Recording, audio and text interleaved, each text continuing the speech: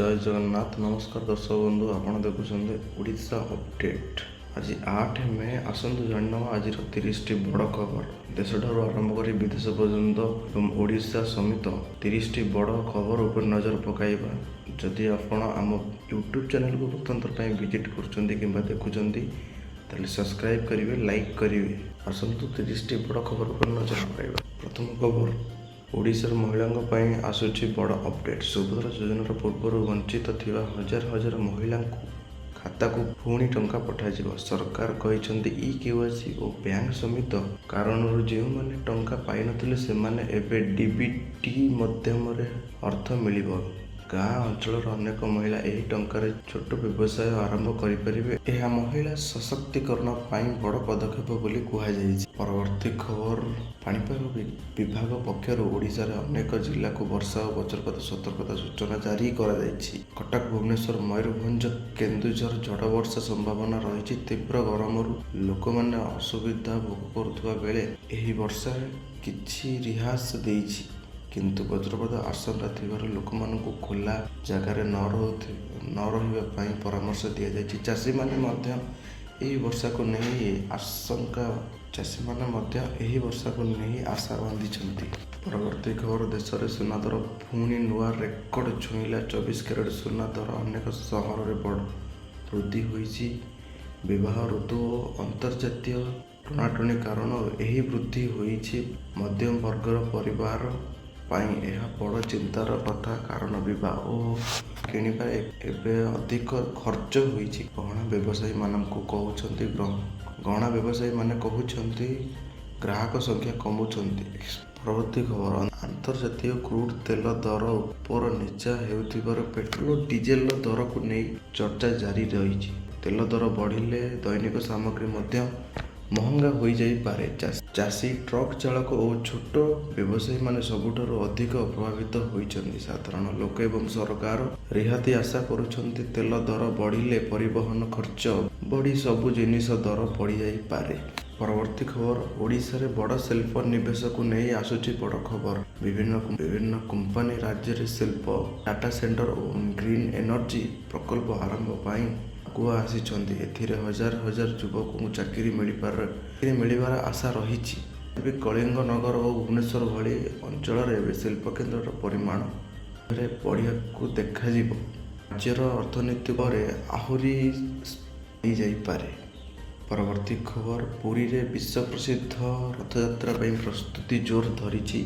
रथ निर्माण काम द्रुत गति रे चली। प्रशासन सुरक्षा और यातायात व्यवस्था उपर विशेष ध्यान देइछि। एबेठारु होटेल बुकिंग आरंभ हो जाइछि। लक्ष लक्ष भक्त पुरी को आसिबार आशा रखिछन्ति। छोट व्यवसायी और होटेल मालिकाना माने एहार लाभ पाइबे। परवर्ती खबर रंधन गैस सिलेंडर दर को नहीं साधारण लोक चिंता बढ़ुछि। अनेक परिवार एबे घरोई खर्च संभाळिबारे असुविधा भोगुछन्ति। केंद्र सरकार सब्सिडी नीति को नहीं आलोचना करुथिबार सूचना मिली। ग्रामांचल रे अनेक लोक भी गैस दर को नहीं चिंतार अछंती। गैस दर बढ़िले महिलांक ऊपर घरोई खर्चर चाप पड़ुछि। एही सब कारणरू ग्रामांचल लोके वर्तमान काठरे रोषेई करबा आरंभ कर सारले।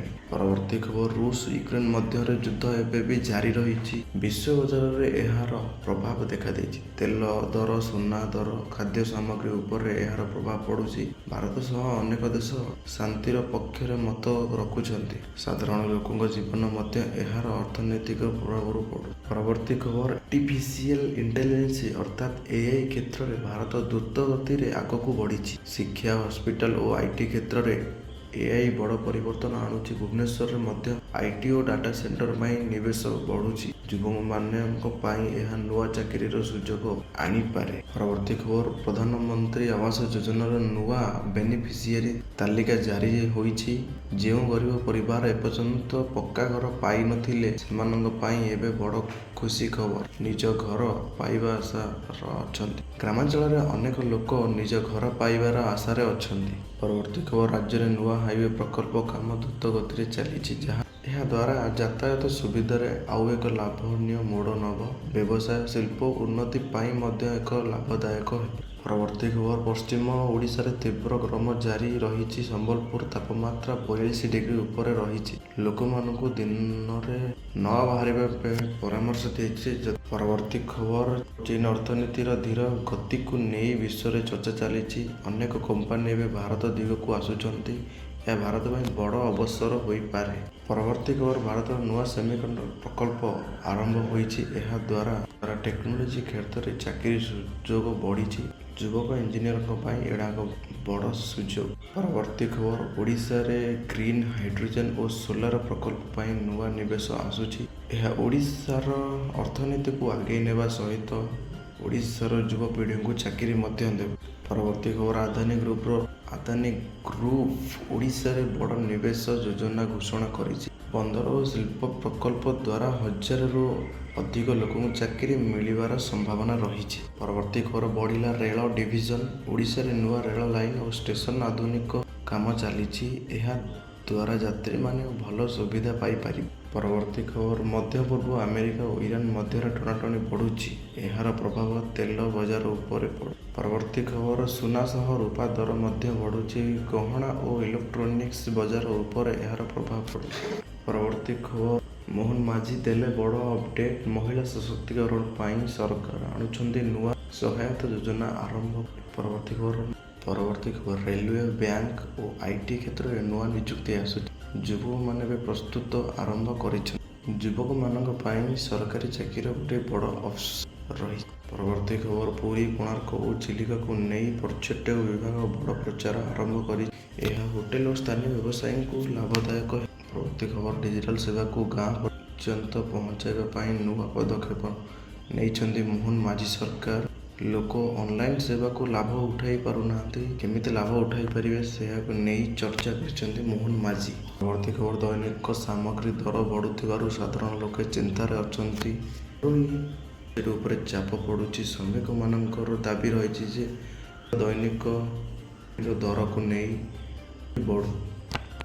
ପେଟ୍ରୋଲ ଦର ବଢ଼ୁଥିବାରୁ ବର୍ତ୍ତମାନ ଦେଶରେ ଇଲେକ୍ଟ୍ରିର ଚାହିଦା ବଢ଼ୁଛି। ପରବର୍ତ୍ତୀ ଖବର, ସେଞ୍ଚୁରୀ ପିଟିବି ସିଏମ୍ ହୋଇପାରୁନାହାନ୍ତି ବିଜୟ। 10 ସିଟ୍ ପାଇଁ ହାତ ପତାଉଛନ୍ତି ଟିଭିକେ। କେତେବେଳେ କଂଗ୍ରେସକୁ ନିଜ ଆଡ଼କୁ ନେଉଛି ବିଜୟ ଟିଭିକେ, କେତେବେଳେ ଡିଏମ୍କେ ଓ ଆଇଡିଏମ୍କେ ବି ଏକାଠି ହେବ ଚର୍ଚ୍ଚା ହୋଇଛି। ସମୟ ଯେତେ ଗଡ଼ୁଛି ସରକାର କିଏ ବନେଇବ ତାକୁ ନେଇ ସସ୍ପେନ୍ସ ସେତେ ବଢ଼ୁଛି। ପରବର୍ତ୍ତୀ ଖବର, ବେଙ୍ଗଲରେ ନୂଆ ସରକାର ପୂର୍ବରୁ ବଡ଼ ହତ୍ୟାକାଣ୍ଡ। ଶୁଭେନ୍ଦୁ ଅଧିକାରୀଙ୍କ ପିଏକୁ 2 ସୁଟର ଗୁଳି କରିଛନ୍ତି ମାରି ହତ୍ୟା। ଦିନକ ପରେ ବି ଅଭିଯୁକ୍ତ ଧରା ନ ପଡ଼ିଥିବା ବେଳେ ଅଧିକ ସିସିଟିଭି ଫୁଟେଜକୁ ଆଧାର କରି ତଦନ୍ତ କରୁଛି ପୁଲିସ। ଶପଥ ଗ୍ରହଣ 2 ଦିନ ପୂର୍ବରୁ ଏହିଭଳି ଘଟଣା। ଆଇନ ଶୃଙ୍ଖଳା ପରିସ୍ଥିତିକୁ ନେଇ ପରବର୍ତ୍ତୀ ଖବର, ଚିହ୍ନଟ ହେବ ଜଗନ୍ନାଥ ଜମି। ଲମ୍ବା ସମୟ ଧରି ରହୁଥିବା ଲୋକମାନଙ୍କୁ ଜମି ସେଟଲମେଣ୍ଟ ଦିଆଯିବ। ରାଜ୍ୟ ଭିତରେ ଓ ବାହାରେ ଥିବା ଜଗନ୍ନାଥ ଜମିକୁ ଅଧୀନକୁ ନେବେ ସରକାର। ଆଇନ ମନ୍ତ୍ରୀଙ୍କ ଅଧ୍ୟକ୍ଷତାରେ ହେଉଥିବା ବୈଠକ ନିଷ୍ପତ୍ତି। ପାଖାପାଖି 36,000 ଏକର ଜମିକୁ 25ରୁ 26% ଜମି ଦାଖଲ କରାଯିବ। ଆଜି ପାଇଁ ଏତିକି ବଡ଼ ଖବର। ଏହିଭଳି ସତ୍ୟ ଓ ଦରକାରୀ ଖବର ସବୁଠାରୁ ପ୍ରଥମେ ପାଇବା ପାଇଁ ଆମ ଚ୍ୟାନେଲ ଅପଡେଟ୍ ଓଡ଼ିଶାକୁ ସବସ୍କ୍ରାଇବ୍ କରନ୍ତୁ। ଭିଡ଼ିଓଟିକୁ ଲାଇକ୍ ଓ ସେୟାର କରିବାକୁ ଭୁଲନ୍ତୁ ନାହିଁ। ଜୟ ଜଗନ୍ନାଥ।